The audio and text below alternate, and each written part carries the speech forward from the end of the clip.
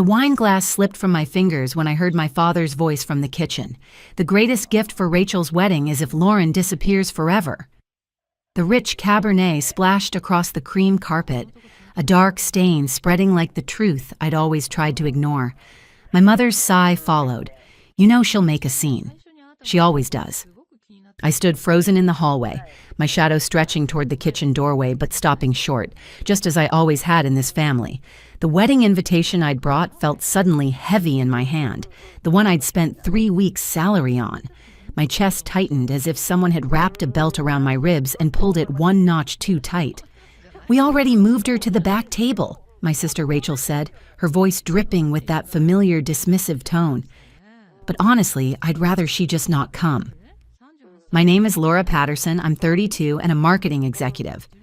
This is the story of how I turned my family's rejection into my greatest liberation. For 28 years, I'd been the family disappointment. Rachel was 2 years younger, naturally charismatic, effortlessly adored. Our parents, Daniel and Olivia Patterson, made it clear who mattered most in their carefully curated family portrait. She was their miracle. I was the awkward appendix. Present but unnecessary, only noticed when causing pain.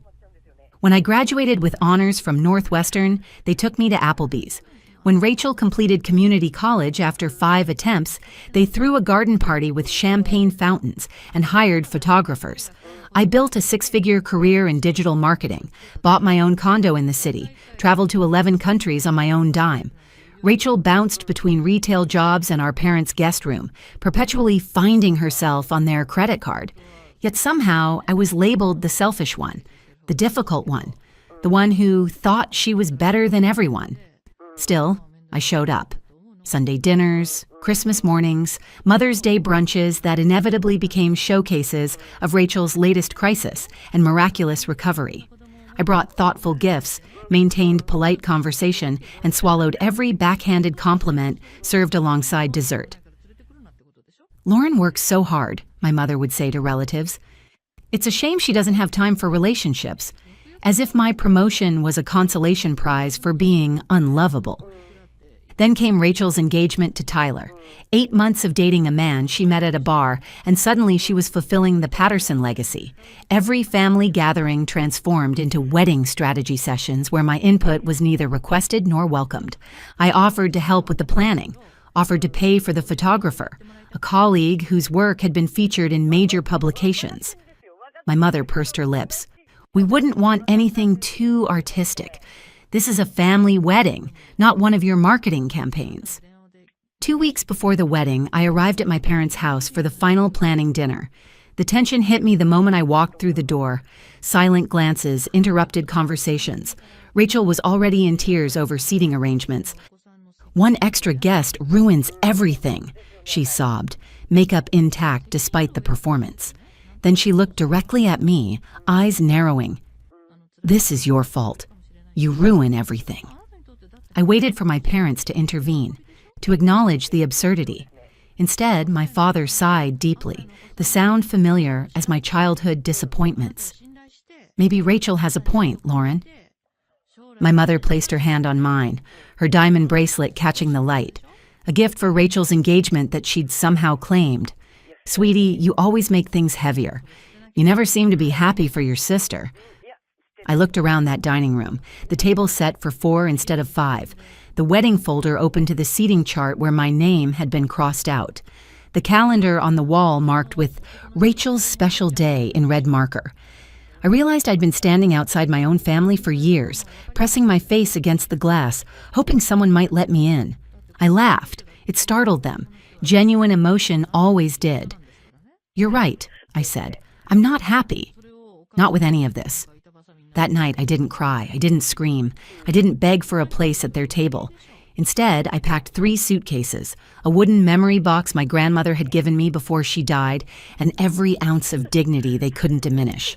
While Rachel slept off her meltdown in her perfectly preserved childhood bedroom, I stood in the doorway of my old room, now a home office that housed my father's forgotten exercise equipment and my mother's craft supplies. The walls had been painted over, my academic trophies long since boxed and stored. I closed the door without making a sound. They didn't deserve the noise of my departure. The next morning, I called my realtor, Diane. The market was strong for downtown properties. "We can list your condo by next week," she said. "Are you moving up or moving on?" "Both," I replied. Then I called the bank. There was one account my father never thought I'd touch. The joint account we'd opened years ago when he insisted I needed his financial guidance.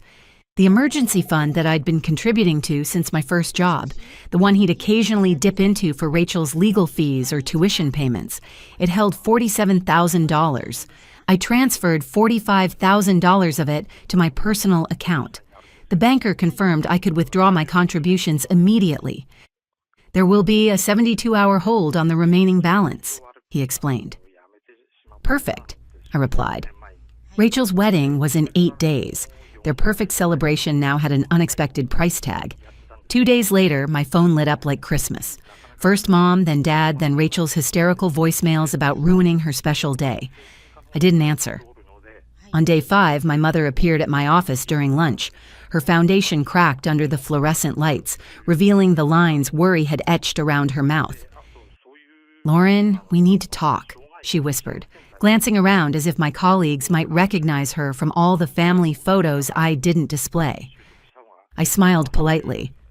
"No, we don't. You made that clear." She grabbed my arm, fingers pressing into skin.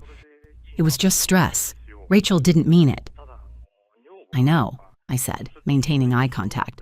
"You didn't either." She blinked rapidly, momentarily wordless. "The wedding is in 3 days. We can't access the money."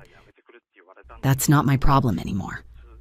I kept my voice level, almost kind. "You wanted me to disappear.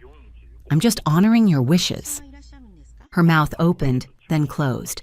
For the first time, she looked small, deflated without Rachel beside her to affirm her decisions. That afternoon, I accepted a job offer in Seattle. 20% raise, signing bonus, relocation package. The same day, Rachel's dream wedding shrank from champagne fountains to cash bar, from 5-tier cake to grocery store sheet cake.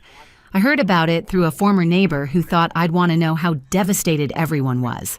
Apparently, Rachel cried through her vows, not because she missed her sister, but because her Instagram-worthy fantasy couldn't afford itself anymore. The next morning, I boarded a one-way flight to Seattle.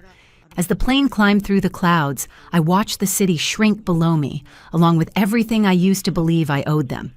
Freedom didn't arrive with fireworks, it came as silence.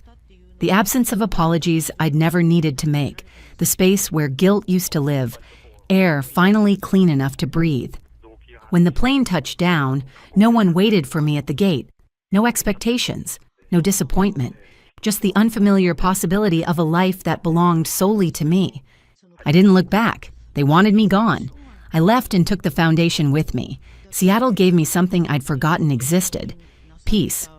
No crisis texts at 2 a.m., no family dinners that left me emotionally drained, no comparisons that always found me lacking. 3 months after settling into my new life in Seattle, my colleague Jessica called me on a rainy Thursday afternoon. We'd kept in touch since my move, exchanging regular texts about industry news and office gossip. Her voice was careful as a doctor delivering difficult news. "Lauren, I'm so sorry. Your grandfather passed away. I just heard from Mark in accounting, who's still connected with your father's firm." The floor didn't drop from beneath me. It shifted like an elevator stopping between floors. Not quite where I expected to be, but held in place. I hadn't been invited to the funeral. No call, no text, just information carried by kindness. 2 days later, his lawyer reached out through my company email, which was listed on my LinkedIn profile. Could I join a remote reading of the will? I sat at my kitchen table, hands folded neatly, breath shallow.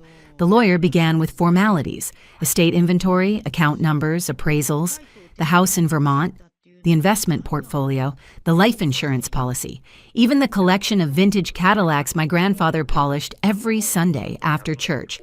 Then he said my name, Lauren Patterson. Silence gathered between syllables like dust.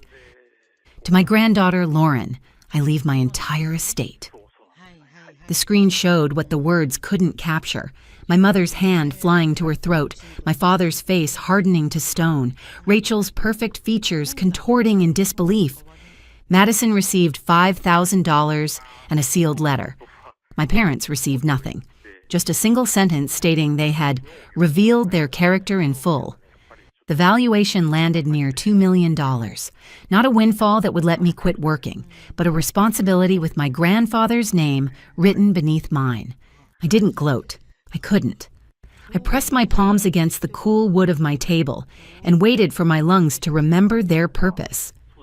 The lawyer sent one final envelope, a letter written in my grandfather's tilting hand, the blue ink pressed deep into the paper, like he wanted to make certain the words would reach me. He'd seen it all. The dinners where my voice was background noise, the achievements met with faint praise, the constant comparison.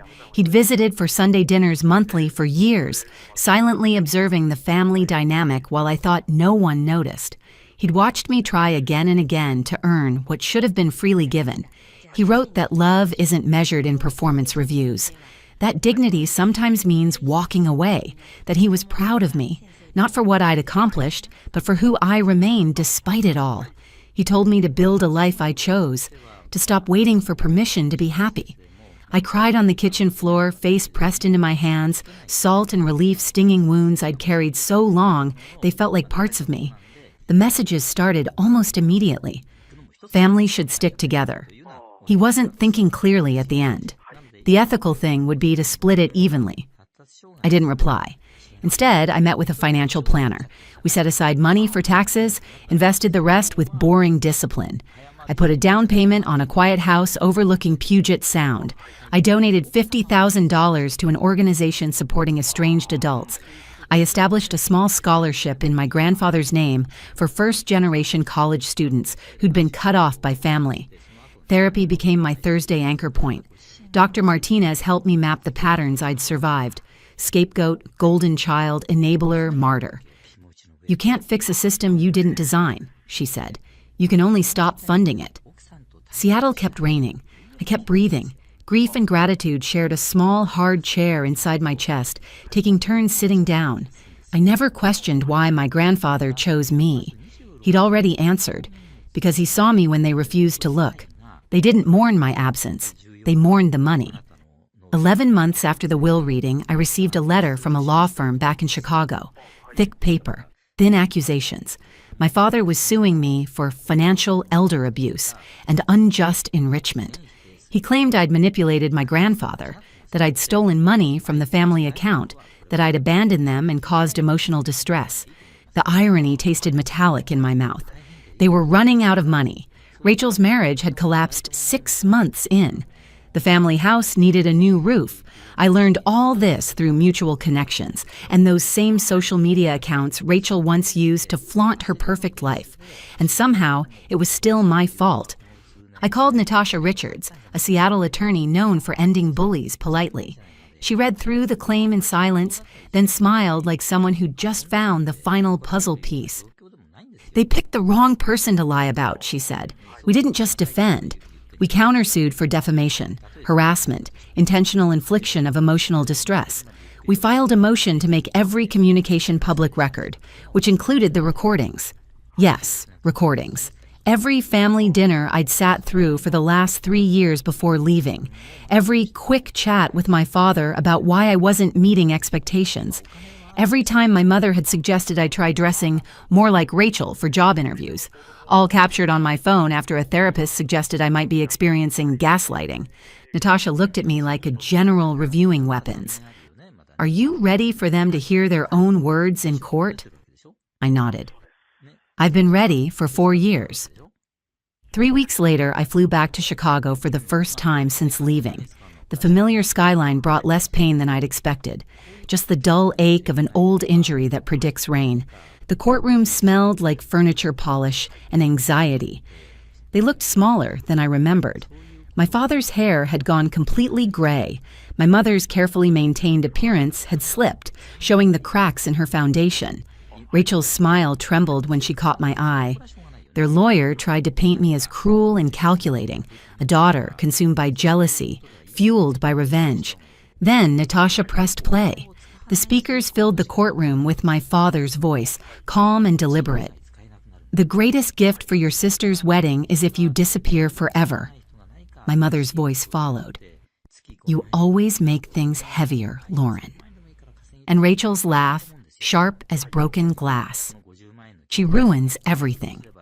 No editing, no possibility of denial. Screenshots appeared on the display. Text messages, emails, Rachel's social media posts the day after I left. Finally, some peace now that she's gone. And then the drunk email she'd sent a year later. "Don't come back. We're better without you." The judge leaned back in his chair, exhaustion and disgust evident in the set of his mouth. He ruled quickly. Their lawsuit dismissed with prejudice. My countersuit approved, damages awarded in full. But the real victory came in his closing words. The plaintiffs demanded their daughter remove herself from their lives, then sued her for doing exactly that. This court finds their actions reprehensible and their claims wholly without merit.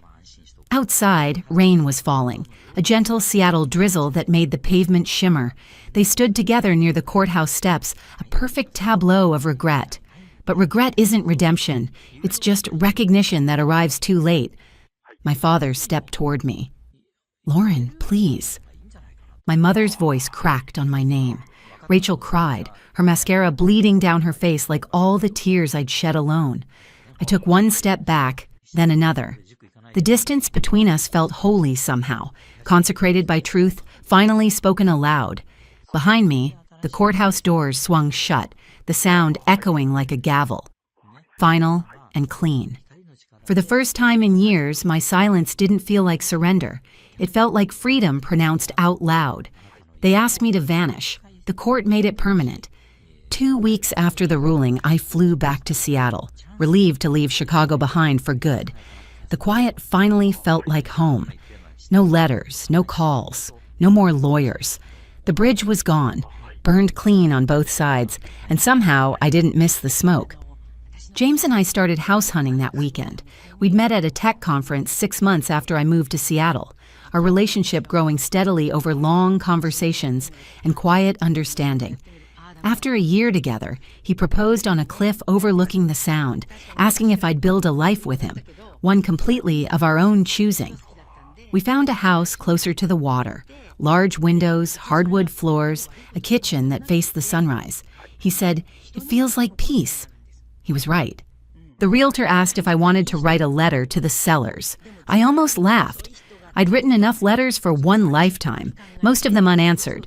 As for my grandfather's Vermont property, I sold it to a young family who promised to respect its history while creating their own. The sealed letter he'd left Rachel remained unopened. She never reached out to claim it, and I decided some secrets deserved to stay that way. Some nights I still wake up expecting the phone to ring with another family emergency, but it doesn't. And that stillness is its own kind of mercy. People ask if I regret taking it to court, if I should have been the bigger person. I smile and tell them the truth. I already was.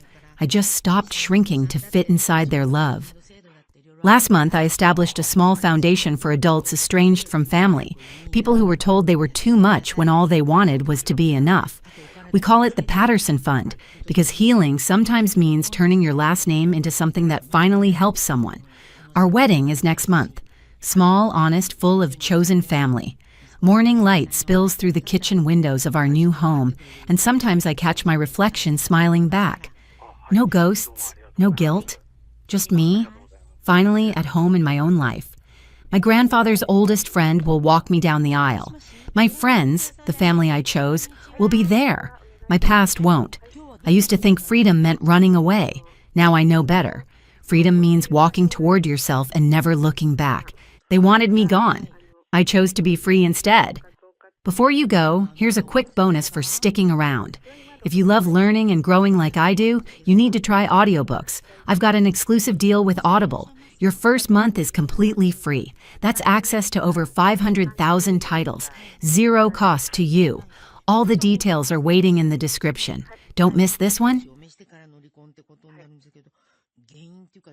My vision tunneled to a pinpoint as Victoria's words slammed into me like physical blows. "You're not real family, Catherine." she announced, each syllable sharp as glass in the cardiac unit waiting room. Her French manicured finger jabbed toward the exit door. Only immediate family is allowed during surgery updates. Wait outside with the others. The fluorescent lights seemed to pulse in time with my racing heartbeat. The watch on my wrist, my mother's watch, passed down when she died, suddenly felt heavy. The second hand ticking in perfect rhythm with the thought hammering through my brain. 15 years of supporting my father, managing his finances, preserving his dignity, and I wasn't real family? The cardiac nurse froze mid-step between us, clipboard clutched to her chest, eyes darting uncomfortably between Victoria's imperious stance and my rigid posture. I tasted copper as I bit the inside of my cheek. "Ma'am," the nurse ventured carefully. "The patient listed his daughter as..." "Stepdaughter," Victoria corrected, her voice razor sharp. "And as his wife of 4 years, I'm making the decisions here." She smoothed her silk blouse, the $1,200 one I'd authorized payment for last month. "She can wait in the general area." "My name is Catherine. I'm 37 and a financial executive. This is the story of how I reclaimed my father from the woman who tried to erase me." I stood slowly, feeling a strange calm settle over me. Not acceptance, but something colder and more resolute. My phone weighed in my pocket. The same phone I'd used to manage Dad's finances for 15 years, ever since Mom died and left me her tech company shares. The same phone that controlled the trust funds, the investment accounts, the carefully structured financial web that kept Robert Peterson living like the successful businessman he'd never actually been. "Of course," I said quietly, my voice steady despite the earthquake happening inside me. "I'll be in the cafeteria if Dad asks for me." Victoria's lips curved into a triumphant smirk. "He won't," she said, adjusting her Hermes bag, the one I'd authorized payment for just last month. "He has his real family here." Real family? I looked past her to the private waiting room I was funding. Her sister Pamela, who'd arrived in a new Tesla, leased through Dad's accounts. Her son Noah, who'd somehow afforded Yale despite never having held a job. Her mother, Eleanor, dripping in jewelry that mysteriously appeared after every family emergency that required urgent fund transfers. I walked past the cardiac nurses station, past the private waiting room Victoria had demanded, past the elevator where a hand caught my elbow. Dr. Nichols, Dad's cardiologist for the past decade, looked confused. "Catherine, where are you going?" your father specifically asked. "His wife needs space with the real family," I said, the words burning my throat. "I'll wait downstairs." His face darkened, eyes narrowing. "That woman," he muttered. "Your father talks about you constantly. You're the one who..." He stopped himself. "He's going to be fine. Triple bypass is routine for us. I'll have someone update you personally." "Thank you." In the cafeteria, surrounded by the antiseptic smell of hospital food and the low murmur of worried families, I opened my laptop. The screen reflected my face, composed, professional, CFO of a tech company at 37. No one looking at me would guess the magnitude of what I was about to do. I began the process I'd hoped I'd never implement. 15 years of financial management about to be systematically dismantled. The Peterson Family Trust, funded entirely by my mother's estate, the investment accounts, grown from my tech salary, the property holdings, purchased with my bonuses, all structured to appear as Dad's success story, but actually my careful orchestration. My fingers hovered over the keyboard for just a moment. Then, decisive keystrokes. The first email went to the trust attorney. "Please freeze all distributions from the Peterson Family Trust, effective immediately." The second to the financial advisor. "Revoke all authorized user permissions on associated accounts." The third to the property management company. "Cancel all automatic payments for the following properties." My phone buzzed. A text from my assistant at the tech firm where I was CFOs. "Monthly transfers ready for approval. Peterson accounts as usual?" "Hold all Peterson-related transfers pending further instruction," I replied, feeling the weight of each word. 2 hours into Dad's surgery, the first domino fell. Victoria's black Amex linked to a trust credit line declined at Neiman Marcus. The notification popped up on my financial alert app, followed almost immediately by a screenshot from my cousin's Instagram feed. Noah had posted, "Mom's card got declined buying a $10,000 purse. Haha." I sipped my coffee, the bitterness matching my mood, and moved to the next phase. The Mercedes lease, the Porsche, the boat, all under trust ownership, all requiring my signature for renewal, all coming due this week by careful design. Dr. Nichols found me in the cafeteria 4 hours later. "Surgery went perfectly. He's asking for you." I hesitated. Victoria said, "I don't care what Victoria said." He cut me off. "He's my patient, and he wants his daughter." I followed Dr. Nichols up to the cardiac ICU on the 4th floor. The cardiac ICU was quiet except for the rhythmic beeping of monitors. Dad looked small in the bed, vulnerable in ways I wasn't accustomed to seeing, but his eyes were alert when they found mine, crinkling at the corners. "Catherine?" His voice was rough. "You came?" "Of course I came." I moved closer, the antiseptic smell stronger here. "Victoria said you were too busy, that you couldn't make it." I pulled a chair to his bedside, the metal legs scraping against the floor. "I've been here since 5 a.m. She just thought I should wait outside with the others." His face changed, the monitor beside him beeping slightly faster. "She said what?" "It's fine, Dad. You need to rest." "It's not fine." His hand found mine, his skin paper thin against my palm. "You're my daughter. My only." He winced, touching his chest. "Don't get worked up. We can talk about it later." "No, now. I'm tired of later." He gripped my hand tighter. "Your mother would be so disappointed in me. The way I've let Victoria treat you. The money. God, Catherine, I know about the money." I froze. "What?" "I'm not stupid. Just weak." His voice cracked. "I know the company failed 10 years ago. I know the money comes from you, all of it. Dad, I pretended not to know because it was easier. Let you prop up this facade while Victoria spent money like water, treating you like an unwelcome guest in your own family." Tears slipped down his cheeks, catching in the lines that had deepened since Victoria entered our lives. "I'm so sorry." "Why didn't you ever say anything?" Pride, shame, fear she'd leave if the money stopped. He laughed bitterly, then winced. "Pathetic, right? Choosing a woman who loves my credit cards over the daughter who actually loves me." "The money doesn't matter, Dad." "Yes, it does. Because I let her use you. Let them all use you while treating you like not real family." I finished for him. "I figured out the truth about 5 years ago when I overheard you on the phone with the financial advisor," he admitted quietly. "You were discussing transferring funds from your personal account to cover the business losses. I was too ashamed to admit I knew, so I just kept pretending." The door burst open with a bang that made us both jump. Victoria stood there, her face flushed crimson, phone clutched in her white-knuckled grip. "What did you do?" she shrieked, her voice echoing off the sterile walls. "My card was declined at Neiman's in front of everyone." "Victoria!" Dad's voice was stronger than I'd heard in years. "Get out!" "Robert, baby, there's something wrong with the accounts. Everything's being declined. The club called. They're canceling our membership." I said, "Get out."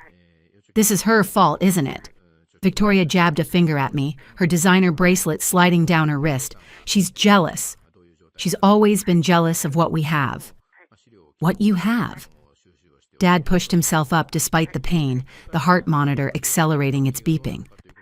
"You mean what she pays for? The house she bought? The cars she leases? The lifestyle she funds while you tell her she's not family?" Victoria's mouth opened and closed. "I never—" "Oh, yes," Dad continued, his color rising. "I know everything. Have known for years." He sagged slightly. "And I let it happen because I was a coward. But not anymore." "Robert, you're confused." "The medication. The only thing I'm confused about is why I married a woman who could look at my daughter, who pays for every single thing in your life, and tell her she's not real family. I never." "The nurse heard you. Dr. Nichols heard you. Half the cardiac ward heard you." He turned to me, exhaustion evident in the slump of his shoulders. Catherine, is it all gone? The money? Not gone. Just redistributed. I kept my voice professional, the same tone I used in board meetings. The trusts are frozen pending review. The authorized user privileges have been revoked. The automatic payments are suspended. Good. Robert! Victoria screeched, her perfect makeup cracking as her face contorted. You can't let her...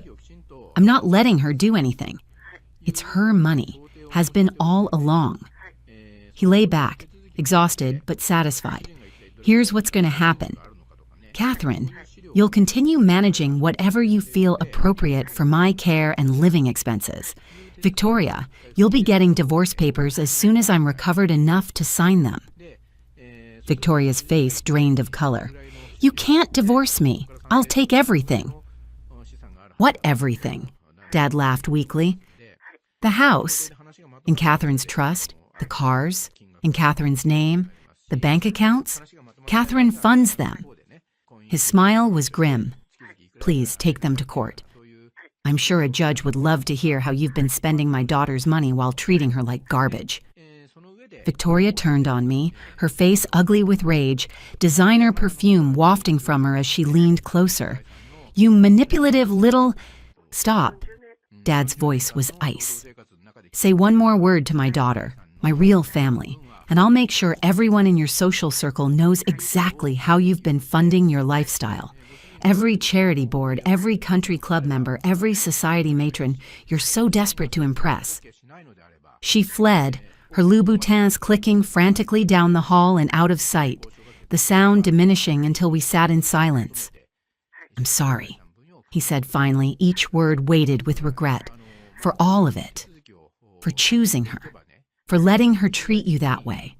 For being too proud to admit I failed. You didn't fail, Dad. The economy failed. Your industry changed. It happens. But I failed you. Let you carry me while getting nothing but disrespect in return. You're still my dad. I don't deserve you. No, I agreed, making him smile. But you've got me anyway.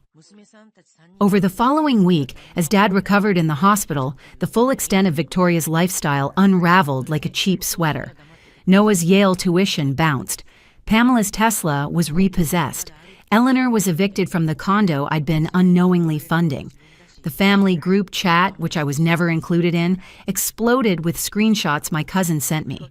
What do you mean the money's gone? This is illegal. We'll sue. Robert promised to take care of us. That brat can't do this. My favorite was from Noah. I have to get student loans now. This is abuse. Victoria tried everything.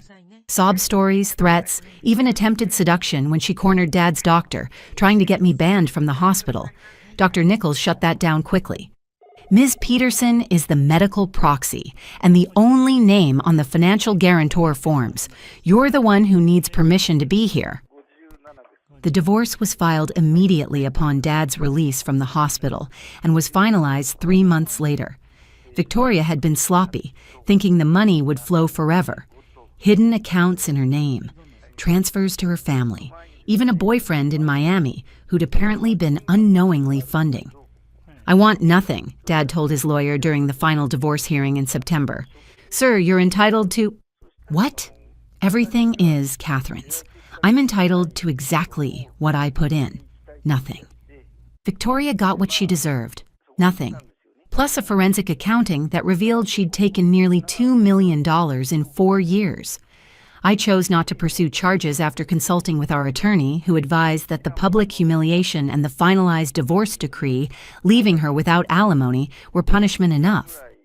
After his discharge from the hospital, Dad moved into my downtown condo for his recovery. We converted my home office into a bedroom, hired a visiting nurse, and slowly rebuilt what Victoria had tried to destroy. I can get a job, he said one morning over breakfast, the smell of coffee and toast between us. Consulting, maybe. Something to contribute. You contributed plenty, Dad. You worked 40 years. It's not your fault the industry collapsed. But I should be taking care of you, not the other way around. Says who? Some outdated rule book? You took care of me for 18 years. Now it's my turn. I at least want to manage something. Feel useful. I thought about it watching the morning sun create patterns on the kitchen table. The foundation I'm starting. We need someone to run it. Someone who understands what it's like to lose everything and need help. His eyes lit up. A foundation? For what? For displaced workers. People whose industries disappeared overnight. Retraining, support, dignity. I could do that. You could, I nodded, but the pay is terrible. The boss is demanding, and there's no luxury car allowance. He laughed, really laughed, for the first time in years. Where do I apply? 6 months after the divorce was finalized, the Peterson Foundation had helped retrain 200 workers. Dad threw himself into the work with passion I hadn't seen since his company's heyday. He even started dating a widow from his cardiac rehab group who owned a bakery and had no idea he'd once been rich. "She likes me for me," he said wonderingly. "Burnt cookies and bad jokes and all." Victoria, meanwhile, was working at a department store after losing everything in the divorce settlement. Her society friends had abandoned her once the money dried up. Noah had dropped out of Yale when the second semester's tuition couldn't be paid. Pamela's husband left her when the Tesla vanished, and she couldn't maintain her lifestyle. "Do you feel bad?" Dad asked one evening as we watched the news feature on our foundation about Victoria and her family. "Do you feel bad about a parasite when you remove it?" That's harsh. Is it? She had everything. A loving husband, financial security, a stepdaughter willing to share everything. And she threw it away because she couldn't say, "Thank you," or "Your family too." When you put it that way, she made her choice in that waiting room. Real family versus not real family. I just agreed with her categories. My phone buzzed. An unknown number had sent a text. "This is Victoria. I'm sorry for everything. Could we talk?" I showed Dad. He shook his head. "Don't. Wasn't planning to." "Good, because you're my real family, my only family, and I won't let anyone treat you as less than that ever again."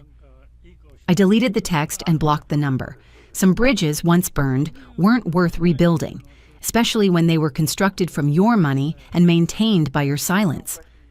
The foundation's phone rang. Dad answered with enthusiasm. "Peterson Foundation, Robert speaking. How can we help you rebuild?" I smiled, watching my father find purpose again. Victoria had been wrong. I was real family, the only family that mattered. And families take care of each other without keeping score, without conditions, without cruelty, just with love, and maybe a few trust funds, properly managed this time. Before you go, here's a quick bonus for sticking around. If you love learning and growing like I do, you need to try audiobooks. I've got an exclusive deal with Audible. Your first month is completely free. That's access to over 500,000 titles, zero cost to you. All the details are waiting in the description. Don't miss this one.